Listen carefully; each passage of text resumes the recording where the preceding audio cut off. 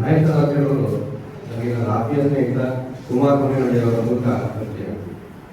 ಹೊಸಮಲ್ಲಿ ಪ್ರದೇಶದಲ್ಲೇ ಬಹಳ ಹಳೆಯ ಪ್ರದೇಶದಂತೆ ನಾವು ಮಾತನಾಡಿದ್ರಿಂದ ನಾವು ಹೇಳಿದ್ವಿ.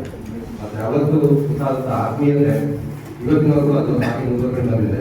ಹೀಗಾಗಿ ನಿಮಗೆ ಒಂದು 15 ವರ್ಷಗಳ ಕಳೆದು ಅದು ನಮ್ಮಿಬ್ಬರಲ್ಲಿರ್ತಕ್ಕಂಥ ಆತ್ಮೀಯತೆ ಇವತ್ತಿನ ಕಡಿಮೆ ಆಗಿಲ್ಲ. ಆಮೇಲೆ ನಾನು ಗಮನಿಸಿದ ನಾಯಕರಾಗಿರೋರು ಬಹಳ ಪ್ರಖರವಾದಂತಹ ಚಿಂತಕ ಮತ್ತು ಮಾತು, ಅವರ ಆಲೋಚನೆಗಳಲ್ಲಿ ಬಹಳ ಸ್ಪಷ್ಟತೆ ಇರುತ್ತೆ. ಅವರ ಜ್ಞಾನ ಮತ್ತು ವಿಷಯ ವ್ಯಾಪ್ತಿ ಬಹಳ ತಿಳಿದ ಸ್ಥಳೀಯ ವಿಷಯಗಳಿಂದ ಹಿಡಿದು ರಾಜ್ಯ, ರಾಷ್ಟ್ರ ಮತ್ತು ಜಾಗತಿಕ ವಿಚಾರಗಳ ಬಗ್ಗೆ ಕೂಡ ಅಂತಾರಾಷ್ಟ್ರೀಯ ವಿಷಯಗಳು ಕೂಡ ಅವರ ಅನಿಸಿಕೆ ಅಭಿಪ್ರಾಯಗಳು, ಅವರ ಅಧ್ಯಯನ ಅನಿಸಿಕೆ ಅಭಿಪ್ರಾಯಗಳು ಬಹಳ ಮೌಲಿಕವಾದದ್ದು ಅಂತ ನಾನು ಭಾವಿಸ್ತೇನೆ. ಅವರು ಈ ಎಲ್ಲ ವಿಷಯಗಳ ಬಗ್ಗೆ ಆಗಾಗ್ಗೆ ಲೇಖನಗಳನ್ನು ಬರೆದು ಫೇಸ್ಬುಕ್ನಂತಹ ಅನೇಕ ವೇದಿಕೆಗಳಲ್ಲಿ ಮುಖರಾಗ್ತಾರೆ. ಅವರ ಇಂಥ ಲೇಖನಗಳನ್ನ ನಾನು ಬಹಳ ಗಮನ ಇಟ್ಟು ನೋಡ್ತಾ ಹೋಗ್ತೀನಿ.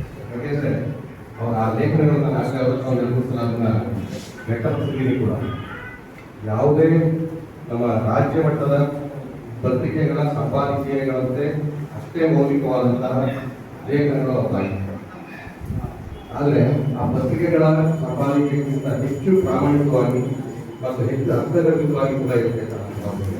ಯಾಕೆಂದರೆ ನಾವೇ ನೋಡುವಾಗ ಪತ್ರಿಕೆಗಳಿಗೆ ತಮ್ಮದೇ ಆದ ಸಿದ್ಧಾಂತಗಳಿಗೆ ಅವರು ಬದಲಾಗಿರ್ಬೇಕಾಗ್ತದೆ.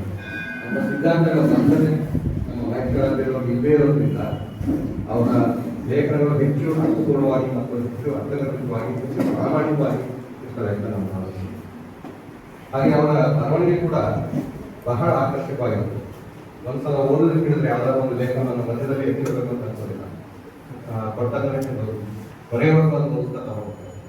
ಪ್ರತಿ ಲೇಖನ ಕೂಡ ತಾಜಾತನದಿಂದ ಕೂಡಿದ್ದು ಅವರ ಅಧ್ಯಯನ, ಸ್ವಂತ ಅನುಭವ ಮತ್ತು ತೀಕ್ಷ್ಣ ದೃಷ್ಟಿಯ ವಿಷಯಗಳಿಂದ ಅದರಲ್ಲೂ ರಾಜಕೀಯ ವಿಚಾರದಲ್ಲಿ ಸಮಕಾಲೀನ ಜಾಗತಿಕ ಕಲ್ಯಾಣಗಳ ಬಗ್ಗೆ ಅವರ ಸ್ಪಂದನೆಗಳು ಮಾರ್ಗದರ್ಶಕವಾಗಿವೆ. ಹಾಗಾಗಿ ಅವರ ಲೇಖನಗಳಿಗೆ ನಾವು ಪ್ರಧಾನವಾಗಿ